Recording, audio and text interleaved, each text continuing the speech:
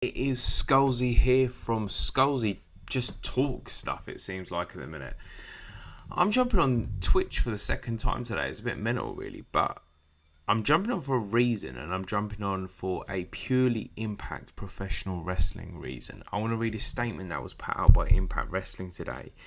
It was to do about the action figure line that they were working with Asylum Toys.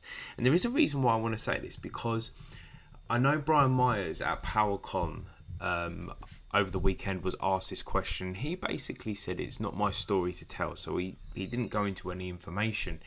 And I kind of got to the viewpoint that, is there something happening with this Asylum Toys stuff? And about 25 minutes ago, Impact Wrestling put out this statement. Impact Wrestling regretfully announces that its scheduled action figures made by Asylum did not meet the Impact standards, nor did it outline the time work for release.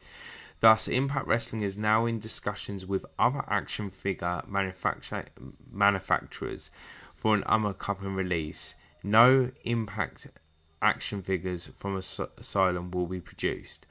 All prepayments for the Impact action figures by Asylum will be refunded in full.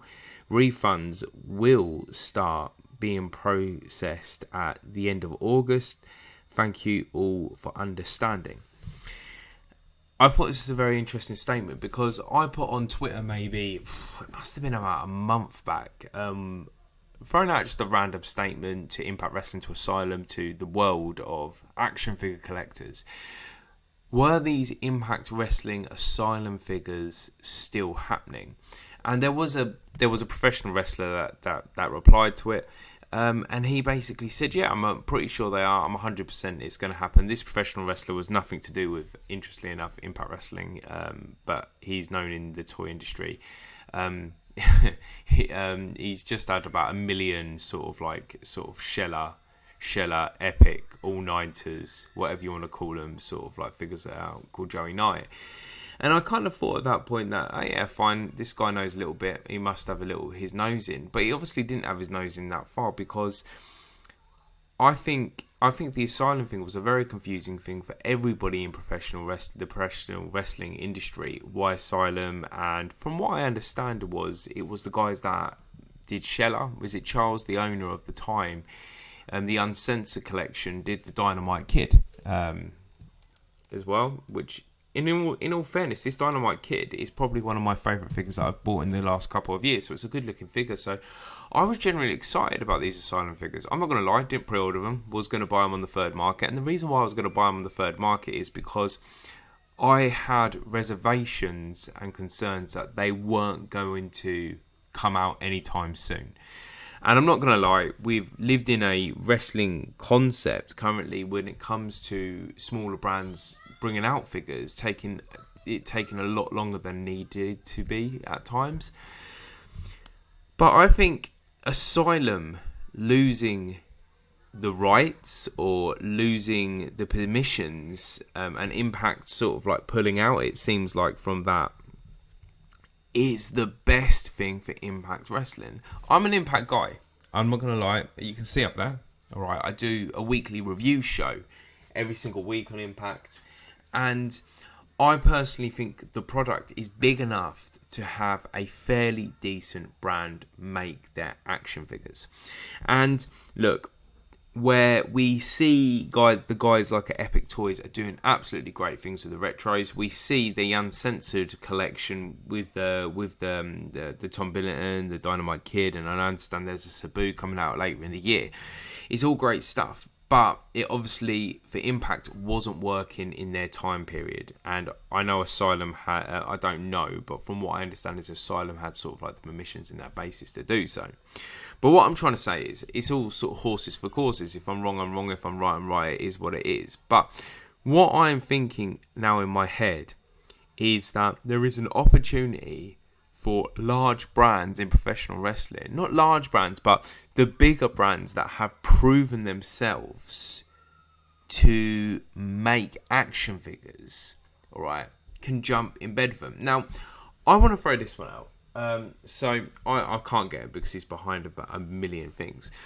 there are a few lines that came to my head that I think would fit perfectly with Impact Wrestling. Super 7. Okay. Yes, I know. You hear the major guys and stuff like that saying that they're having some sort of like issues in the sense of they're cutting brands and stuff like that. And I've heard that all over the internet, and that's fair enough. That's fair enough if that's the case. But they have already made Impact Pro Wrestling figures. The Doc Gallows and the Carl Anderson had Impact printed on the back. All right, had it printed on the back that it was pretty much an Impact brand. Impact product, Doc Gallows product, whoever's product was, but it was printed on the back. So it was. I personally hold that viewpoint of it being an official figure. Now we also have Powertown. Now Powertown are making the Brian and Matt figures, and we are getting a digital media belt. So again, that is another logical route to go down to get to make your figures. Alright, now I think personally either of them are an awesome route, but we also have maybe a dark horse to this as well. As I've said before, I am a Bendy fan. I think currently in pro wrestling, the Bendies are my favourite figures. I'm not going to lie, I am not going to collect them all.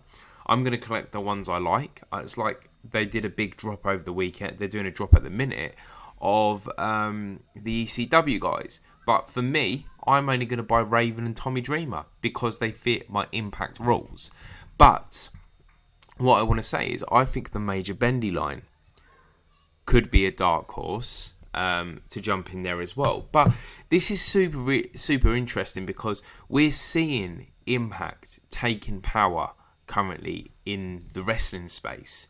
We are seeing Impact Wrestling having the most consistent wrestling product weekly. We are seeing Impact go to Oz. We are seeing Impact come to the UK. We have seen the Impact go getting back into Canada and so. And I think this is a great positive statement for Impact Wrestling because what they want is they want to feed the fans the action figures. And we know they've already had micro brawlers out and so. But Asylum and Impact Wrestling have split paths. There's possibly some other really interesting guys that can jump in, and I'm assuming that the guys in the wrestling space will know who they're speaking with, and I think that's a really exciting thing fundamentally. But for me, if I'm going to be dead honest, I think there are some really good options. I think Super 7's a good option. Okay, I think they did really well with the Matt and Brian figures.